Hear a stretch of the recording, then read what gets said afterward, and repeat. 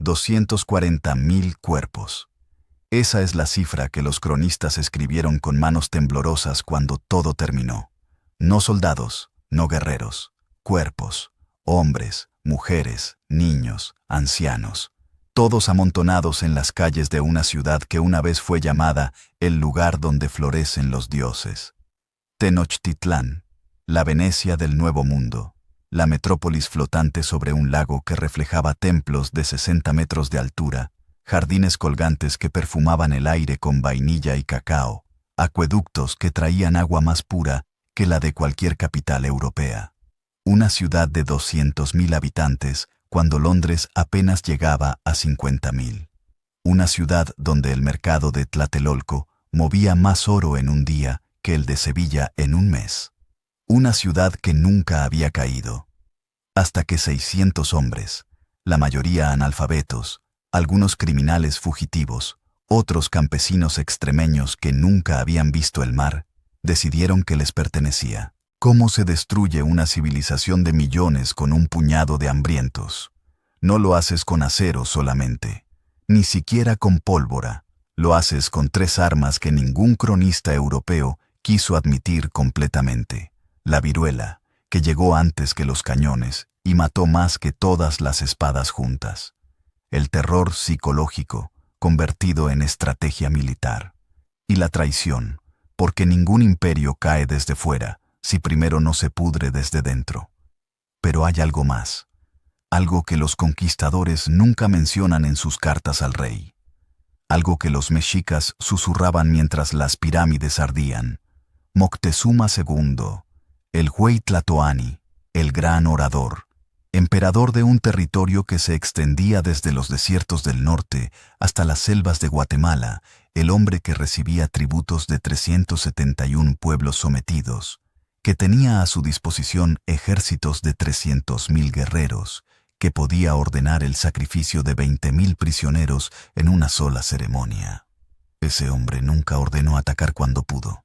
Abrió las puertas, entregó oro, permitió que 600 extranjeros barbados, que apestaban a cerdo y no se bañaban, entraran al corazón sagrado del imperio. ¿Por qué? Porque estaba esperando que un dios regresara, y los españoles supieron exactamente cómo usar esa esperanza como un cuchillo. La muerte de Tenochtitlán no empezó con una batalla. Empezó con un malentendido cósmico, con una profecía mal interpretada, con el momento en que Moctezuma vio los cascos de los caballos brillar bajo el sol de la costa y pensó, han vuelto, pero no eran dioses. Eran hombres con hambre de oro tan violenta que estaban dispuestos a incendiar el paraíso. Y lo hicieron. Esto no es la historia de una conquista, es la autopsia de un colapso, es la crónica de cómo se destruye una cosmología completa. Es el relato de 75 días de asedio, donde la ciudad más hermosa del mundo se convirtió en un matadero acuático, donde las calzadas flotantes se volvieron puentes de cadáveres, donde el agua del lago Texcoco se tiñó de negro con sangre podrida y ceniza. Es la historia de cómo un puñado de hierro venció a un imperio de obsidiana. Pero también es la historia de cómo ese imperio ya estaba herido de muerte, mucho antes de que el primer español pisara sus canales. Y es la historia de un hombre, Hernán Cortés, un notario fracasado de Medellín, que se convirtió en el arquitecto de un genocidio tan eficiente que hasta sus propios compañeros lo miraban con miedo. Bienvenidos al 13 de agosto de 1521, el día que el mundo se partió en dos. Para entender cómo cayó Tenochtitlán, primero hay que entender qué era Tenochtitlán. No era solo una ciudad, era el centro del universo. Literalmente. Para los mexicas, el templo mayor no era un edificio religioso, era el Axis Mundi, el eje cósmico donde se conectaban los 13 cielos superiores, el mundo terrenal, y los 9 inframundos. Cada piedra tenía significado. Cada escalón representaba un nivel de existencia. La sangre que corría por sus canales no era asesinato. Era el combustible que mantenía al sol moviéndose, que evitaba que el universo colapsara en la oscuridad. Los mexicas no sacrificaban por crueldad. Sacrificaban por terror metafísico. Creían que el quinto sol, su era, estaba destinado a terminar en terremotos apocalípticos, y que solo la sangre humana, ofrecida con precisión ritual, podía posponer el fin del mundo. Imagina vivir con esa certeza. Imagina despertar cada día sabiendo que si tu civilización deja de alimentar a los dioses, el sol no saldrá mañana, no metafóricamente, literalmente. Esa creencia construyó un imperio. En 1519, el imperio mexica controlaba 5 millones de personas.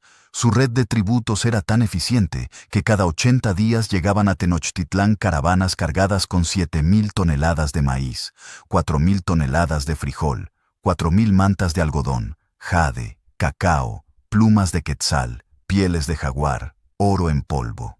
Y prisioneros. Siempre prisioneros, porque el sistema mexica no funcionaba con esclavitud económica, funcionaba con esclavitud espiritual. Los pueblos sometidos no solo pagaban tributo en oro, pagaban en carne. Sus jóvenes eran llevados a Tenochtitlán para morir en las pirámides, para que sus corazones aún latiendo fueran arrancados con cuchillos de obsidiana y levantados hacia el sol como una ofrenda humeante. Los mexicas llamaban a esto Guerra Florida. Conflictos rituales diseñados no para conquistar territorio, sino para capturar prisioneros. Batallas donde morir peleando era honorable, pero rendirse y ser sacrificado era glorioso. Para los pueblos sometidos, esto no era gloria. Era una pesadilla generacional. Tlaxcala, Cholula, Texcoco, Totonacas, Huexotzingo, docenas de naciones que odiaban a los mexicas con un rencor tan profundo que duraba siglos. Pueblos que habían visto a sus hijos subir las escaleras del Templo Mayor, que habían escuchado los tambores de piel humana resonando en las ceremonias, que habían olido el humo de la carne quemada. Cuando los españoles llegaron, no encontraron un imperio unido. Encontraron un polvorín, y Hernán Cortés, con su instinto de depredador político, lo vio inmediatamente. No necesitaba 300,000 soldados españoles. Solo necesitaba encender la mecha. Pero hay otro problema, uno que Cortés no podía prever, uno que haría más daño que todas sus alianzas. Un polizón microscópico que viajaba en la piel de los soldados, la viruela. Los mexicas nunca la habían visto. Su sistema inmunológico no tenía defensa. Y cuando llegó, en 1520, traída por un esclavo africano en la expedición de Pánfilo de Narváez, se propagó como fuego en un campo de maíz seco. No había ritual para detenerla, no había Dios que escuchara las súplicas, solo había fiebre, pústulas que cubrían el cuerpo entero, ceguera, muerte en masa. En 6 meses, la viruela mató al 40% de la población de Tenochtitlán, incluido al propio emperador. Pero eso vendrá después. Primero, en 1519, Moctezuma recibe noticias de la costa. Noticias imposibles. Montañas flotantes en el mar. Hombres con piel pálida y barbas que brillan como el sol. Animales de 4 patas que corren más rápido que los guerreros más entrenados. Tubos de metal que escupen fuego y trueno. Y Moctezuma, educado en la cosmología mexica, entrenado desde niño en los códices antiguos, recuerda una profecía. La profecía de Quetzalcóatl, la serpiente emplumada, el dios benevolente que una vez gobernó a los toltecas, el dios que fue traicionado y expulsado, pero que prometió regresar en el año Seacatl, el año 1 Caña. 1519 es un año Seacatl, y los hombres de la costa tienen la piel del color de la espuma del mar, como las descripciones de Quetzalcóatl. Moctezuma no sabe que está mirando a aventureros españoles, cree que está mirando al fin del mundo, o a su redención, y esa duda, esa parálisis espiritual, será la grieta por donde se derrumbará todo el imperio, porque mientras Moctezuma duda, Cortés avanza. Y no viene solo, Hernán Cortés de Monroy y Pizarro Altamirano, un nombre grandilocuente para un hombre que a los 34 años no había conseguido nada. Hijo de hidalgos pobres de Extremadura, una región tan árida y brutal que producía solo 2 cosas, piedras y conquistadores desesperados. Estudió leyes en Salamanca, pero lo expulsaron. Se fue a la Española, hoy República Dominicana, buscando fortuna, pero terminó como notario mediocre. Participó en la conquista de Cuba bajo Diego Velázquez, pero nunca destacó. Recibió tierras, tuvo indios encomendados, se casó con una mujer bien conectada, una vida cómoda, una vida aburrida, una vida que lo estaba matando lentamente, porque Cortés tenía algo que ni el oro ni la tierra podían satisfacer: ambición metafísica.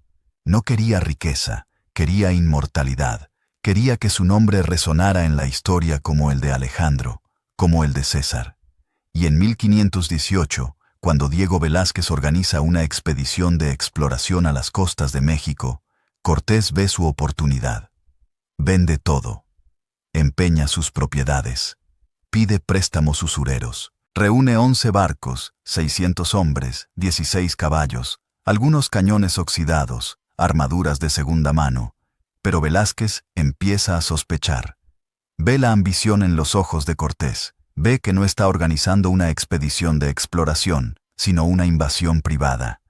Y en el último momento, intenta cancelar todo. Demasiado tarde. Cortés zarpa en febrero de 1519 sin permiso oficial, sin respaldo de la corona, sin autoridad legal.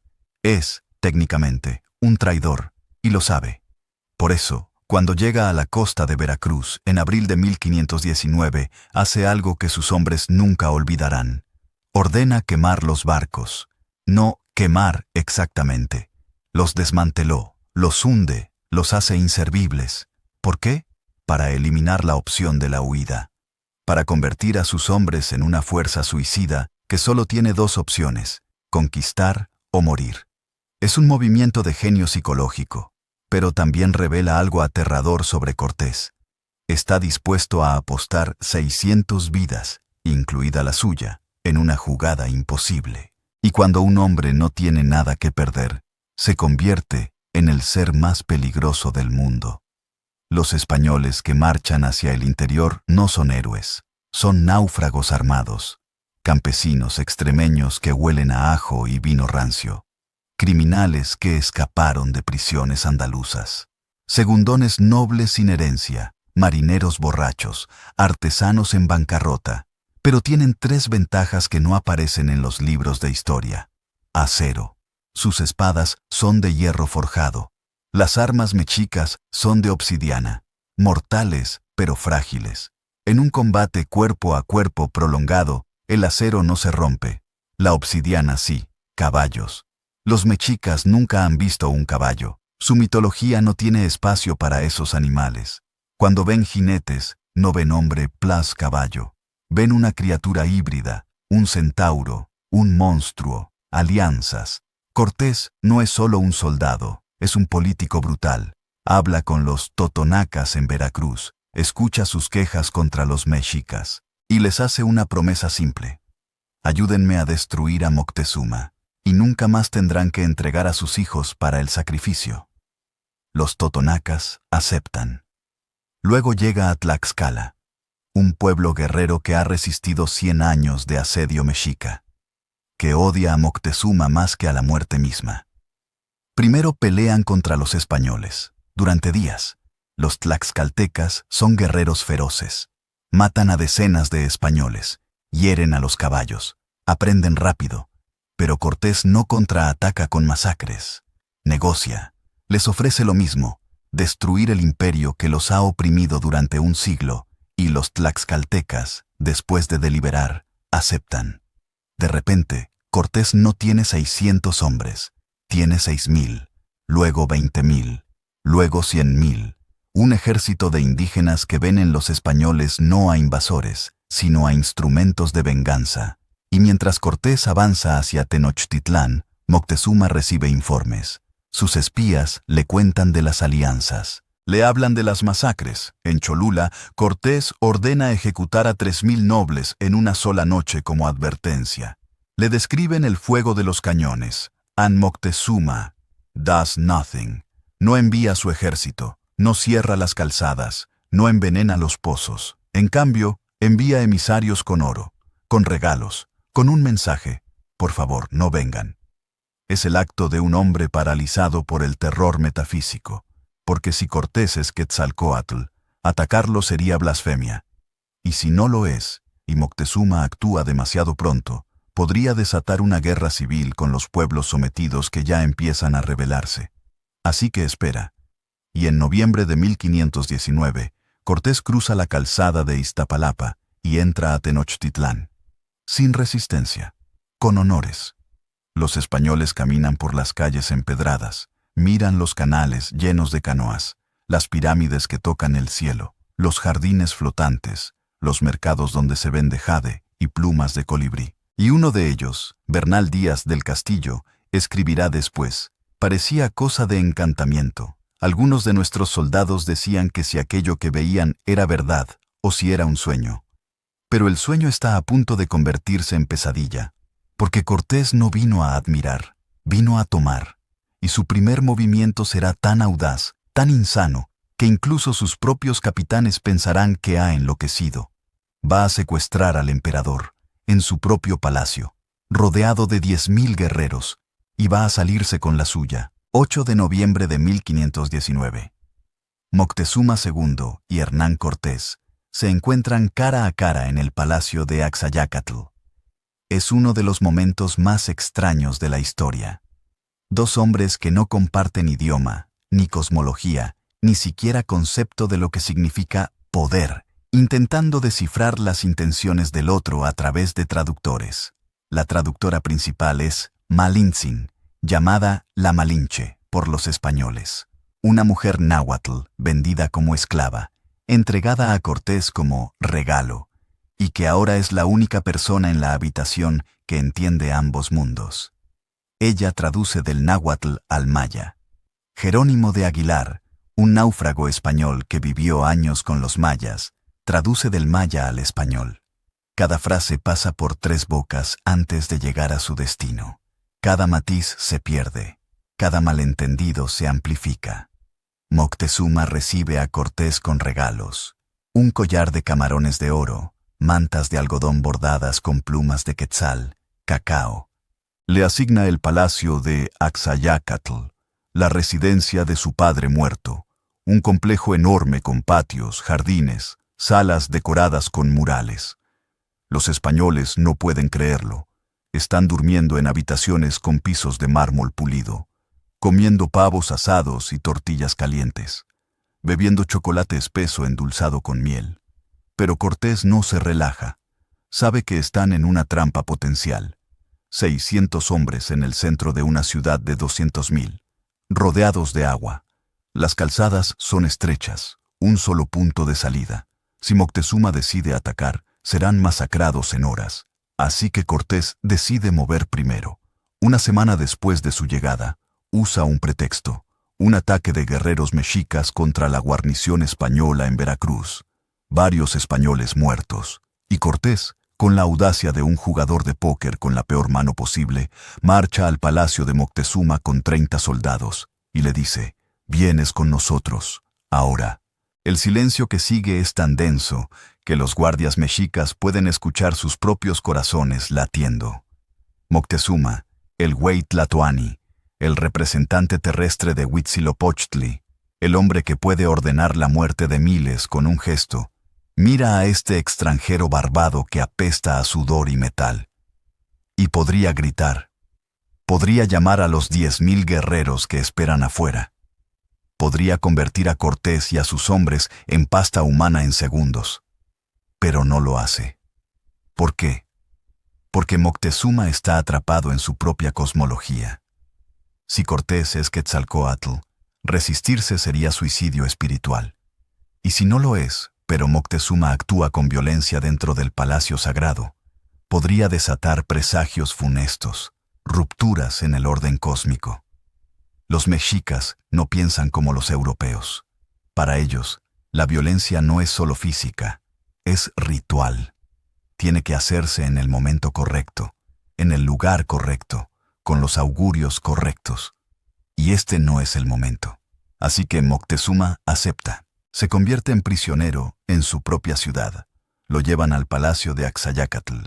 Le permiten seguir gobernando, recibiendo embajadores, dando órdenes. Pero hay una cadena invisible.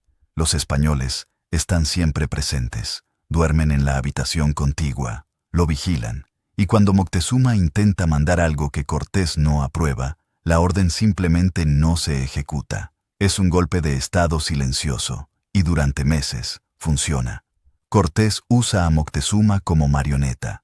Le exige que ordene a los pueblos tributarios seguir enviando oro, que entregue a los nobles que atacaron Veracruz, los ejecutan públicamente, quemados vivos frente al palacio, que permita a los españoles fundir las joyas sagradas del Templo Mayor en lingotes para enviarlas a España.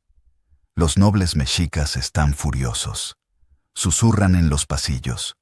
Cuestionan si Moctezuma ha sido embrujado, si ha perdido su tonali, su fuerza vital. Pero nadie se atreve a actuar. Porque Moctezuma sigue siendo el Huey Tlatoani. Y romper esa jerarquía sagrada sería destruir la estructura misma del imperio. Entonces llega la primavera de 1520, y todo se desmorona. Diego Velázquez, el gobernador de Cuba, finalmente reacciona. Envía una flota de 19 barcos y 1.400 hombres bajo el mando de Pánfilo de Narváez con órdenes claras: arrestar a Cortés por traición y traerlo de vuelta encadenado. Cortés se entera y hace algo increíble. Deja 80 hombres en Tenochtitlán bajo el mando de Pedro de Alvarado, su capitán más leal y más violento, y marcha hacia la costa con 200 soldados para enfrentar a un ejército 7 veces más grande. No puede ganar militarmente, así que no pelea, negocia, soborna, promete. Les dice a los soldados de Narváez: yo tengo el oro, Velázquez tiene promesas, únanse a mí y serán ricos. Y cuando finalmente ataca el campamento de Narváez en una noche de tormenta, lo hace con precisión quirúrgica. Captura a Narváez, le destroza un ojo en el combate y ofrece a los soldados enemigos la misma opción que siempre ofrece: únanse o mueran. La mayoría se une. Ahora Cortés tiene 1.300 soldados españoles y regresa triunfante a Tenochtitlán. Pero mientras él estaba fuera, Pedro de Alvarado cometió un error que costará miles de vidas. Durante la celebración de Toxcatl, una ceremonia religiosa donde cientos de nobles mexicas danzan desarmados en el patio del Templo Mayor, Alvarado decide que es una amenaza. O quizás simplemente ve el oro de sus joyas, o quizás está borracho de poder. Sea cual sea la razón, ordena a sus hombres sellar las salidas y masacrar a todos. 600 nobles, desarmados, bailando. Los españoles los cortan con espadas, los atraviesan con lanzas, los atraviesan con lanzas, los aplastan con mazos. La sangre corre por las escaleras del templo. Pero esta vez no es sangre ritual, es carnicería. Cuando la noticia se propaga por la ciudad, la furia mexica explota. Todas las dudas sobre Quetzalcóatl desaparecen. Los españoles no son dioses, son demonios. Y Tenochtitlán, la ciudad que nunca había caído, decide que es hora de matar a todos los invasores. Cada uno de ellos. Junio de 1520. Cuando Cortés regresa a Tenochtitlán con su ejército ampliado, espera una celebración. En cambio, encuentra una ciudad en guerra. Los canales están vacíos, los mercados cerrados, las calles desiertas, y desde los techos, miles de ojos mexicas lo observan con un odio tan puro que casi se puede tocar. Los españoles están sitiados en el palacio de Axayacatl, sin comida, sin agua potable, rodeados, y cada noche escuchan el tambor, el huehuetl gigante del Templo Mayor. Un tambor hecho de madera y piel humana que resuena por kilómetros. Un sonido tan profundo que vibra en el pecho, que hace que las rodillas tiemblen. Es el sonido de la guerra, y lo que significa es peor que la muerte, porque los mexicas no quieren matar a los españoles rápidamente, quieren capturarlos vivos, para sacrificarlos en el Templo Mayor, para arrancarles el corazón mientras aún late.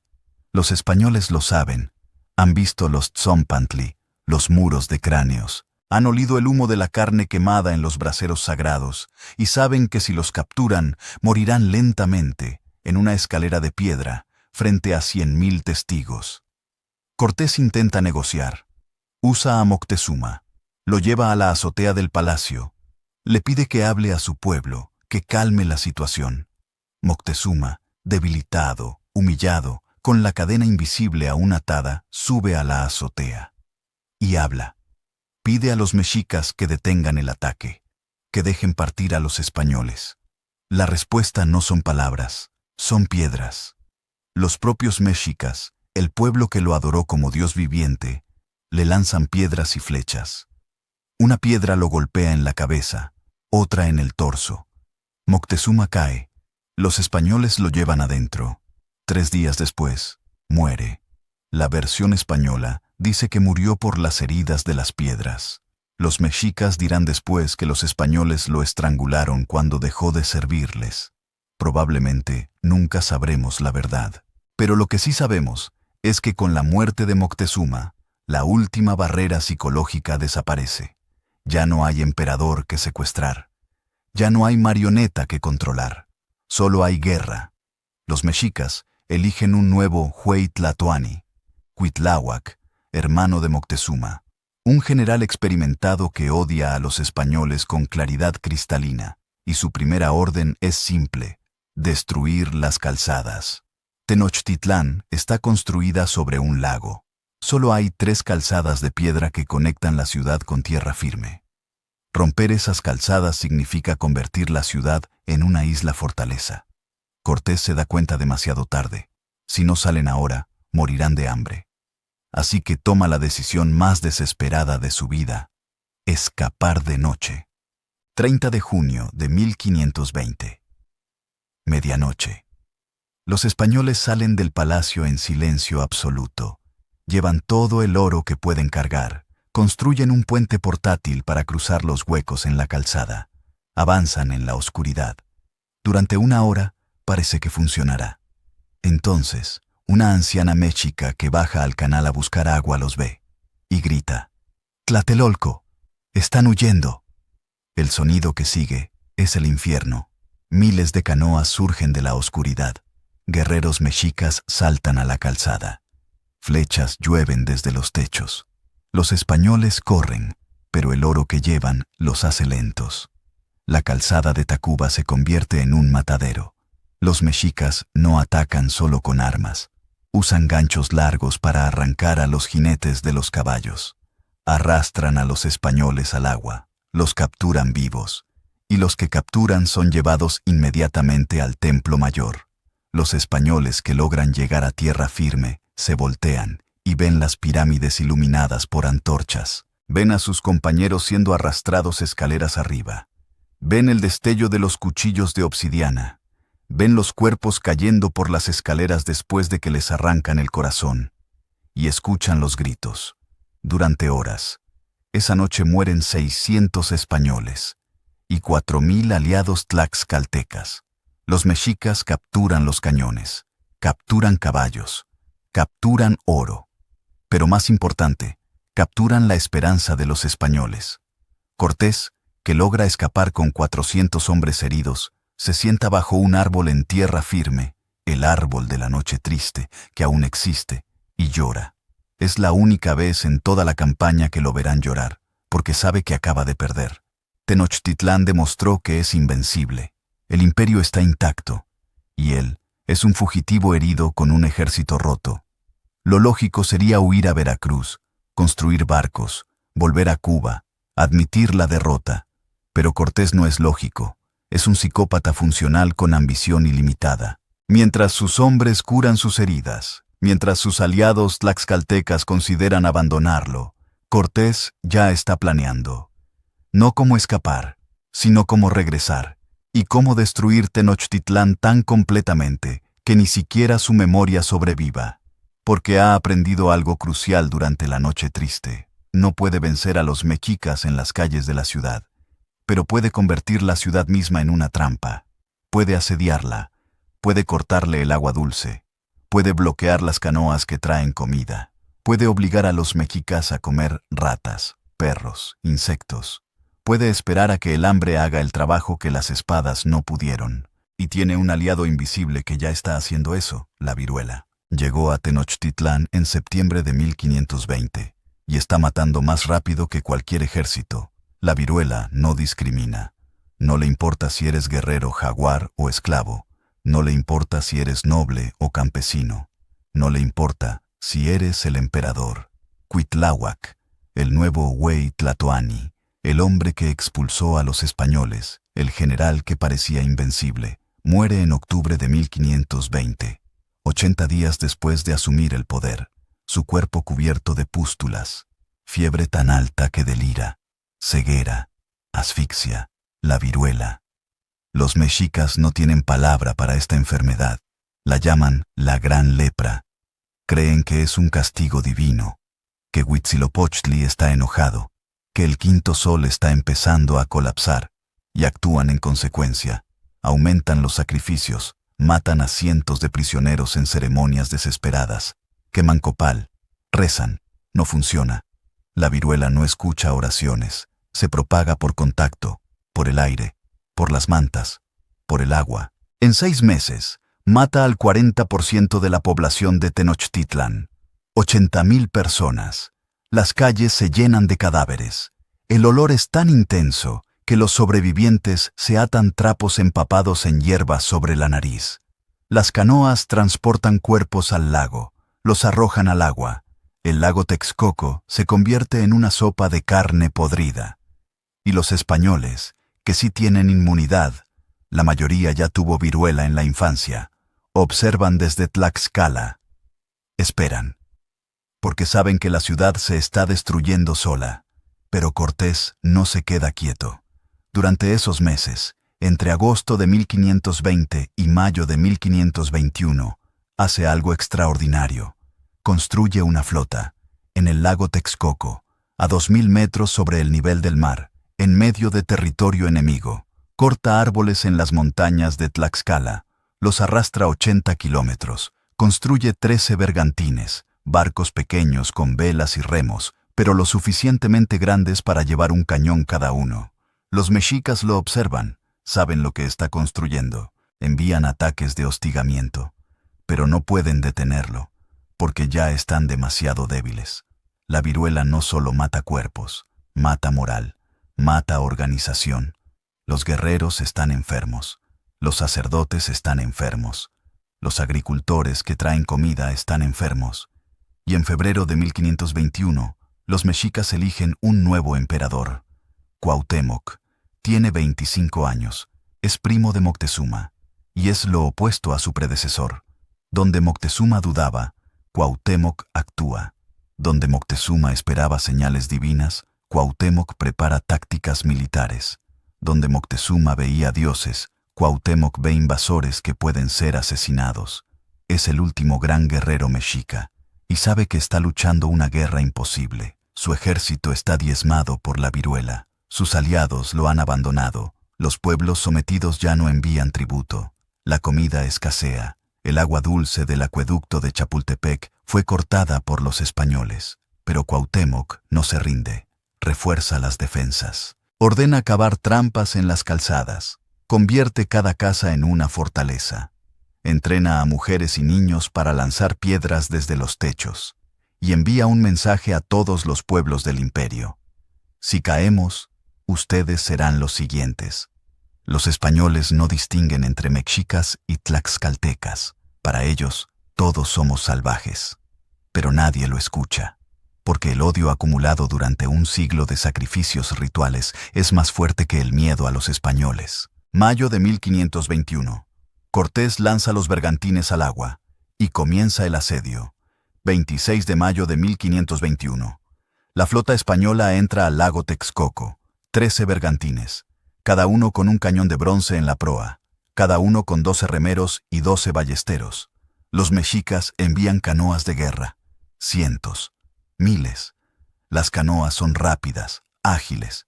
Los guerreros saltan de una a otra, lanzan lanzas, intentan abordar los bergantines, pero los cañones disparan y las canoas se desintegran en astillas.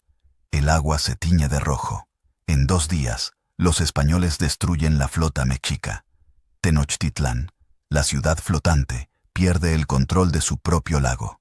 Ya no pueden traer comida de las chinampas, los jardines flotantes. Ya no pueden recibir refuerzos de pueblos aliados, ya no pueden escapar. Cortés divide su ejército en 3 columnas. Cada una ataca por una calzada diferente, y lentamente, casa por casa, calle por calle, avanzan hacia el centro. Pero los mexicas no pelean como europeos, no forman líneas, no hacen cargas frontales. Pelean como guerrillas urbanas, se esconden en los techos, dejan que los españoles avancen, y cuando pasan, derriban los edificios sobre ellos. Cavan hoyos en las calzadas y los cubren con esteras. Los caballos caen y se rompen las patas. Los jinetes son arrastrados al agua. Usan el terreno. Rompen los puentes de los canales durante la noche. Cuando los españoles llegan por la mañana, no hay forma de cruzar. Tienen que reconstruir. Y mientras reconstruyen, los mexicas atacan. Es un infierno de centímetros. Los españoles avanzan 50 metros en un día. Por la noche, los mexicas retoman 30. Cada edificio es una fortaleza. Cada canal es una frontera. Cada calle es un campo de batalla. Y los mexicas tienen una táctica psicológica brutal. Cuando capturan españoles vivos, no los matan en silencio. Los llevan a lo alto del templo mayor y los sacrifican a la vista de sus compañeros. Los españoles, a kilómetros de distancia, pueden ver las figuras en la cima de la pirámide. Pueden ver el destello del cuchillo. Pueden ver el cuerpo cayendo escaleras abajo. Y por la noche, en el silencio del lago, pueden escuchar los tambores. Boom, boom, boom. El sonido de la muerte ritual. Algunos españoles se quiebran mentalmente, desertan, intentan huir a Tlaxcala. Cortés los caza y los ejecuta públicamente, porque sabe que si permite la deserción, el ejército se desintegrará. Así que endurece la disciplina. Cualquier hombre que retroceda sin órdenes es ahorcado. Cualquier hombre que robe comida del suministro común es azotado, y sigue presionando. Los mexicas, mientras tanto, están comiendo cualquier cosa. Primero sacrifican los animales del zoológico de Moctezuma. Jaguares, águilas, serpientes, todo. Luego comen los perros, luego las ratas, luego los insectos, luego la corteza de los árboles, luego el cuero de los escudos, hervido hasta hacerlo masticable. Y finalmente, algunos comen a los muertos. No por ritual, por hambre. El asedio dura 75 días. 75 días donde cada amanecer trae cañonazos, donde cada noche trae gritos, donde el olor a carne podrida es tan denso que los españoles vomitan con las armaduras puestas. Julio de 1521. Los españoles controlan el 80% de la ciudad. Los mexicas están comprimidos en Tlatelolco, el barrio norte, sin agua dulce, sin comida, con miles de heridos pudriéndose porque no hay medicinas, pero no se rinden. Cuauhtémoc sigue dando órdenes, sigue organizando ataques nocturnos, sigue prometiendo que los dioses intervendrán. Pero los dioses no vienen, solo viene la viruela, y el hambre, y la desesperación. Los españoles ofrecen rendición honorable. Cortés envía mensajeros con propuestas. Entreguen al emperador, dejen de pelear, les perdonaremos la vida. Cuauhtémoc rechaza cada oferta, porque sabe que no hay perdón. Sabe que si se rinde, Tenochtitlán será destruida, y tiene razón. 12 de agosto de 1521, los españoles lanzan el asalto final a Tlatelolco. Ya no hay resistencia organizada, solo hay mexicas famélicos lanzando piedras, mujeres con palos, niños con ondas. Los españoles los masacran. No hay piedad, no hay prisioneros, solo hay sangre. Las calles están tan llenas de cadáveres que los caballos no pueden caminar. Tienen que pasar por encima de los cuerpos. El olor es indescriptible. Bernal Díaz escribirá: no podía respirar sin vomitar. Los cuerpos llevaban semanas pudriéndose bajo el sol. 13 de agosto de 1521. Cuauhtémoc intenta escapar en una canoa. Lleva a su esposa, su familia, algunos nobles. Los bergantines españoles lo interceptan. Lo capturan. Lo llevan ante Cortés. Cuauhtémoc, el último emperador mexica, de pie frente al conquistador, Dice algo que quedará grabado en la memoria. He hecho lo que debía para defender mi ciudad y mi pueblo. Ya que no he podido morir en batalla, toma ese puñal que traes en la cintura y mátame ahora. Cortés no lo mató. Todavía no. Lo necesita vivo. Para encontrar el oro. Para legitimar la conquista. Para que ordene a los mexicas dejar de pelear. Cuauhtémoc obedece. Ordena a los supervivientes deponer las armas. Y la guerra termina. Pero la destrucción apenas comienza. 13 de agosto de 1521. Tarde. El silencio que cae sobre Tenochtitlán no es paz. Es el silencio de los cementerios. Los españoles entran a Tlatelolco, el último reducto mexica, y lo que encuentran no son guerreros. Son espectros. Hombres tan delgados que sus costillas atraviesan la piel. Mujeres con ojos hundidos que cargan bebés muertos. Niños sentados en charcos de su propia mierda, demasiado débiles para moverse. No hay gritos de batalla. Solo hay el zumbido de las moscas. Millones de moscas. El suelo está cubierto de cadáveres. Algunos llevan muertos días, otros semanas. Algunos están tan descompuestos que solo quedan huesos y piel negra. Otros están frescos, con las pústulas de la viruela aún brillantes. Los españoles, endurecidos por meses de guerra, vomitan. Algunos lloran, porque incluso ellos, que han visto matanzas en Cuba, que han quemado vivos a nobles en Cholula, no están preparados para esto. No es una victoria, es un apocalipsis. Cortés ordena evacuar a los supervivientes. Los soldados españoles y tlaxcaltecas empiezan a sacar a los mexicas de la ciudad, pero no con compasión. Los registran, buscan oro escondido en la ropa, en la boca, en el ano. Las mujeres son violadas abiertamente en las calles. Los niños son separados de sus madres y marcados con hierros calientes en la cara, la marca de los esclavos. Los tlaxcaltecas, que sufrieron un siglo de opresión mexica, se vengan con brutalidad extrema. Matan a los nobles que reconocen, saquean los templos, queman los códices, los libros pintados donde está la historia completa del imperio. En 3 días, 100,000 mexicas son expulsados de la ciudad. Caminan hacia tierra firme en columnas interminables. Muchos mueren en el camino. Nadie los entierra. Y Tenochtitlán, la ciudad flotante, la Venecia del Nuevo Mundo, queda vacía. Cortés da una orden. Arrásenla. Los españoles derriban los templos, piedra por piedra. Usan las mismas piedras para rellenar los canales. Destruyen los acueductos, queman los jardines colgantes, rompen las esculturas de los dioses. No quieren solo conquistar Tenochtitlán, quieren borrarla de la existencia. Porque Cortés entiende algo que otros conquistadores no. No basta con derrotar a un enemigo. Hay que destruir su cosmología. Hay que romper la idea misma de que su mundo alguna vez fue posible. Y lo logran. En los años siguientes, construirán una ciudad nueva sobre las ruinas. La llamarán México. Usarán las piedras de los templos mexicas para construir iglesias católicas. El templo mayor será demolido y enterrado. Sobre él construirán una catedral. Y durante 500 años nadie sabrá que debajo de la Ciudad de México yace una civilización completa. No hasta 1978, cuando trabajadores que cavan para instalar cables eléctricos encuentran el monolito de la diosa Coyolxauhqui. Pero eso será siglos después. En 1521 solo hay destrucción y torturas, porque Cortés no ha encontrado el oro. Los mexicas entregaron toneladas de oro al principio, pero los españoles saben que hay más. Saben que los emperadores mexicas acumulaban tesoros en cámaras secretas. Y Cuauhtémoc, el último emperador, es el único que sabe dónde está.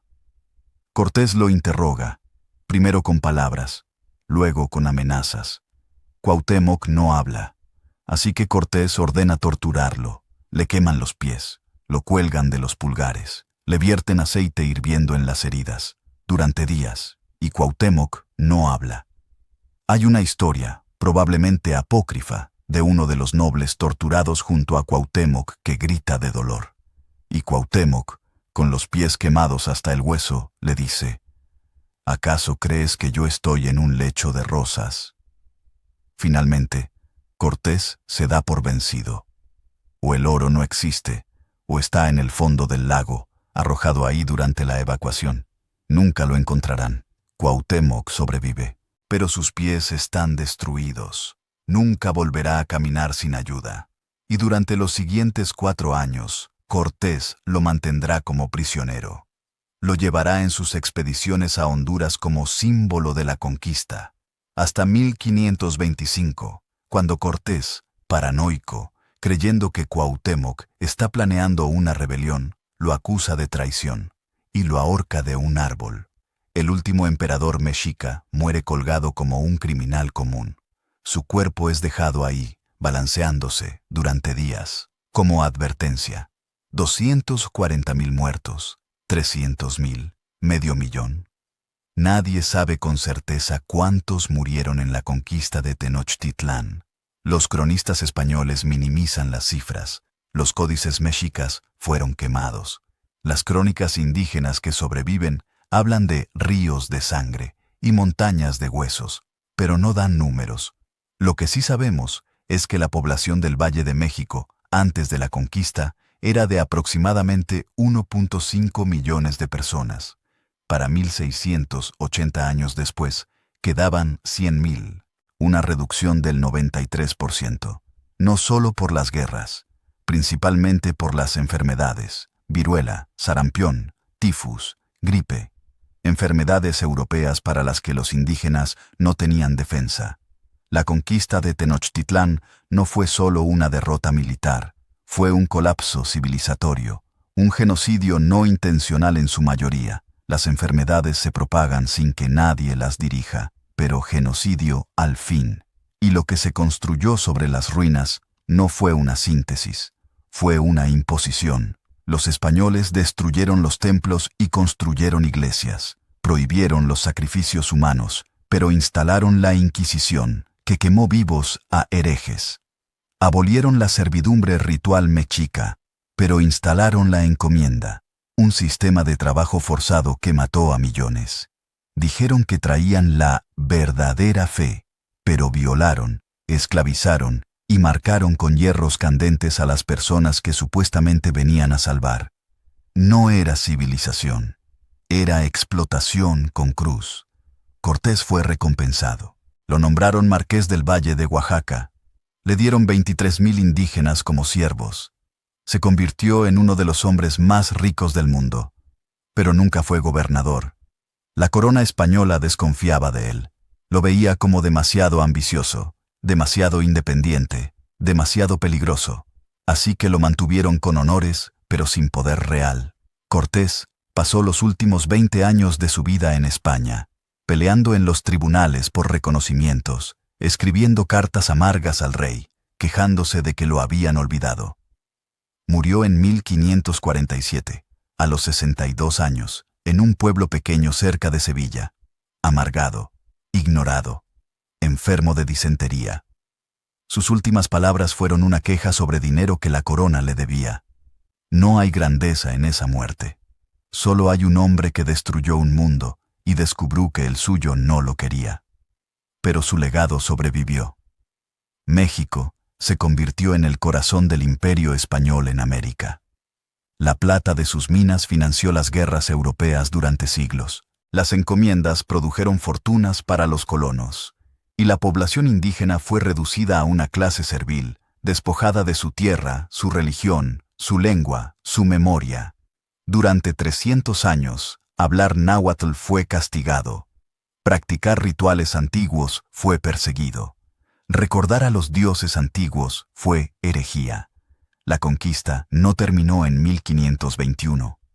Continuó durante siglos, en forma de leyes, en forma de iglesias, en forma de escuelas que enseñaban a los niños indígenas a avergonzarse de su propia sangre. Y aún hoy, 500 años después, el eco de esa destrucción resuena. En las desigualdades, en el racismo estructural, en la idea de que lo europeo es superior y lo indígena es primitivo. Tenochtitlán cayó en 1521, pero su fantasma nunca fue enterrado. está bajo cada calle de la Ciudad de México, bajo cada catedral construida con piedras de templos demolidos, bajo cada plaza donde alguna vez hubo un mercado náhuatl. Y a veces, cuando llueve fuerte, cuando el suelo se inunda, los habitantes de la ciudad dicen que pueden oír algo. Un sonido profundo, lejano. Boom, boom, boom. El tambor del templo mayor, que nunca dejó de tocar. La caída de Tenochtitlán cambió el mundo. No solo América, el mundo. Porque demostró algo que las monarquías europeas no estaban seguras de que fuera posible, que se podían conquistar imperios enteros con puñados de hombres, si se tenía la combinación correcta de tecnología, enfermedad y alianzas locales. Pizarro estudió a Cortés. Cuando fue a Perú a conquistar el imperio inca, usó exactamente la misma estrategia. Secuestrar al emperador, explotar las divisiones internas, usar el terror psicológico. Y funcionó. Los ingleses, los franceses, los holandeses, todos estudiaron el modelo de Cortés y lo aplicaron en África, en Asia, en Oceanía. La conquista de Tenochtitlán fue el prototipo del colonialismo moderno. Pero hay algo más, algo que los conquistadores no anticiparon. Cuando destruyes una civilización, no solo matas a sus habitantes, matas su conocimiento. Los mexicas tenían conocimientos astronómicos que rivalizaban con los europeos. Tenían un calendario más preciso que el juliano. Tenían técnicas agrícolas, las chinampas, que producían más comida por hectare que cualquier sistema europeo. Tenían medicinas. Los españoles documentaron más de 3.000 plantas medicinales usadas por los mexicas. Algunas de esas plantas salvaron vidas europeas, pero la mayoría de ese conocimiento se perdió, porque los españoles quemaron los códices, miles de libros pintados que contenían historia, astronomía, medicina, ingeniería, poesía, quemados para salvar las almas de los indígenas. Solo sobreviven unos 20 códices prehispánicos, de miles. Es como si alguien hubiera quemado todas las bibliotecas de Europa, excepto 20 libros, y luego dijeran: esto es todo lo que necesitas saber sobre tu civilización. Esa es la verdadera tragedia de la conquista. No solo las muertes, no solo la explotación, la amnesia forzada, la ruptura de la memoria. Y 500 años después, cuando los arqueólogos excavan bajo la Ciudad de México, cuando encuentran esculturas de dioses olvidados, cuando descifran los pocos códices que sobreviven, cuando reconstruyen la grandeza de Tenochtitlán, lo que sienten no es triunfo, es duelo. Duelo por todo lo que nunca sabremos, por todas las historias que nunca se contaron, por todos los libros que nunca se leyeron, por la ciudad flotante que nunca veremos, porque 600 hombres con hambre de oro decidieron que un paraíso era menos valioso que los lingotes en los que podían fundirlo, y tuvieron éxito. Pero su éxito no fue gloria, fue ceniza. Ceniza que todavía cae, 500 años después, cada vez que alguien pregunta: ¿cómo era Tenochtitlán antes de que la destruyeran? Y la única respuesta honesta es: no lo sabemos, porque ellos se aseguraron de que nunca lo supiéramos. El acero venció a la obsidiana, la viruela venció a los guerreros, el terror venció a los dioses.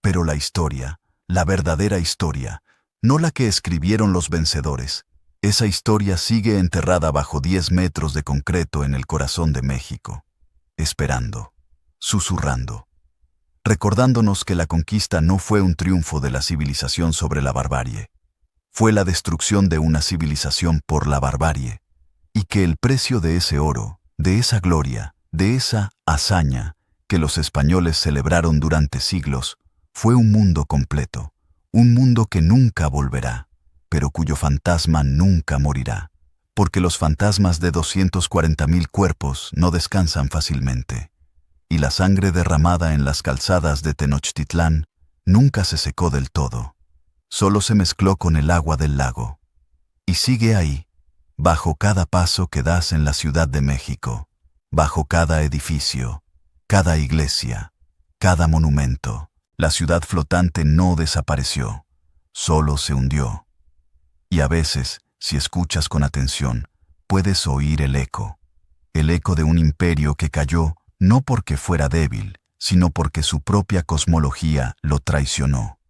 El eco de un emperador que dudó demasiado tiempo, que confundió invasores con dioses, y que pagó ese error con su vida y la de su pueblo. El eco de 600 hombres que no eran héroes, sino náufragos hambrientos, que apostaron todo y ganaron más de lo que merecían. Y el eco de un mundo que murió en 75 días de asedio, pero cuya muerte aún resuena 5 siglos después.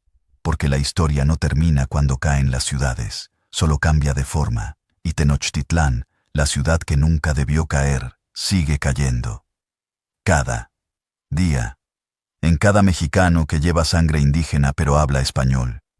En cada ruina enterrada que nunca será excavada. En cada códice quemado que nunca será leído. En cada historia que nunca será contada. La conquista terminó en 1521, pero el genocidio cultural aún no ha terminado. Y mientras sigamos olvidando lo que se perdió, mientras sigamos celebrando a Cortés como conquistador sin agregar la palabra genocida, mientras sigamos enseñando esta historia como una hazaña en lugar de como una tragedia, Tenochtitlán seguirá cayendo, y su grito, el grito de 240,000 muertos, seguirá resonando en el silencio, hasta que finalmente aprendamos a escucharlo y a recordar, porque la historia no se escribe solo con tinta, se escribe con sangre. Y esta historia, la de la caída de Tenochtitlán, fue escrita con suficiente sangre como para teñir un lago entero, un lago que ya no existe, pero cuya memoria nunca morirá, porque los muertos no descansan.